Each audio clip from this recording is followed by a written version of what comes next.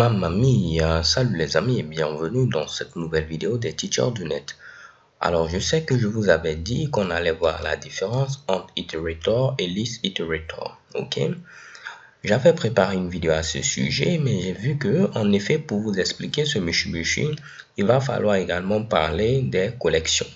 Les collections, c'est tout simplement quelque chose d'incontournable si vous faites du langage Java. En effet, on a déjà eu à utiliser les collections avec cette histoire de ArrayList, de HMap, ainsi de suite, ok? Donc, on pourra rentrer un peu plus en détail pour voir tous les autres éléments, toutes les autres classes, toutes les autres interfaces qui font partie ici de ce framework collection.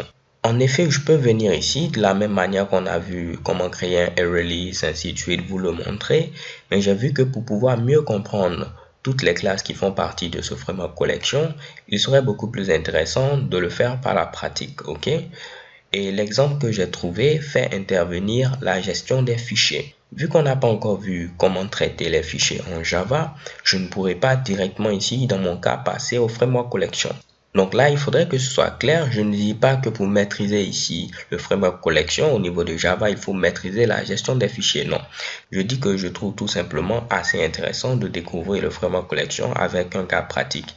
Et dans mon cas, le cas pratique fait intervenir ici la gestion des fichiers. Donc premièrement, nous allons voir un peu comment gérer les fichiers en Java et ensuite nous allons voir le framework collection. Ok? J'avais ensuite commencé la vidéo pour la gestion des fichiers en Java, mais à quelques instants, on va utiliser les énumérations. Donc, il est beaucoup plus intéressant de voir d'abord les énumérations, ensuite on verra la gestion des fichiers, et pour terminer, nous allons voir quoi? Nous allons voir maintenant le framework collection. Comme je vous l'ai dit, on a déjà vu quelques classes qui font partie de ce framework collection, ok, comme ArrayList, HMap, mais il y en a plusieurs comme par exemple HTable, Vector, TreeSet, ainsi de suite, ok. Donc ne vous inquiétez pas, on verra cela pas à pas.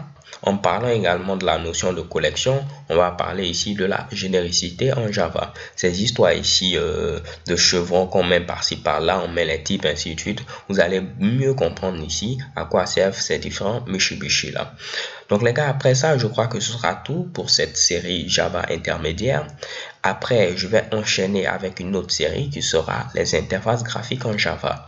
Pourquoi je ne veux pas mélanger tout cela? C'est parce que on peut supposer qu'il y a des personnes qui ont déjà les fondamentaux en Java, donc les bases.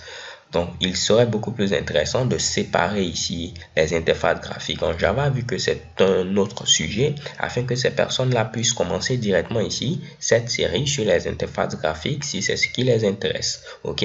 Mais pour ceux qui auront suivi Java débutant, Java intermédiaire, vous pourrez considérer les interfaces graphiques en Java, donc cette série, comme une suite tout simplement. Ok? Donc maintenant que le décor est fixé, vous savez ce qu'on aura à faire: énumération, gestion des fichiers, collection et généricité. So thanks guys for watching, je vous donne rendez-vous à la vidéo suivante où sans plus tarder, nous allons parler maintenant des énumérations. Peace.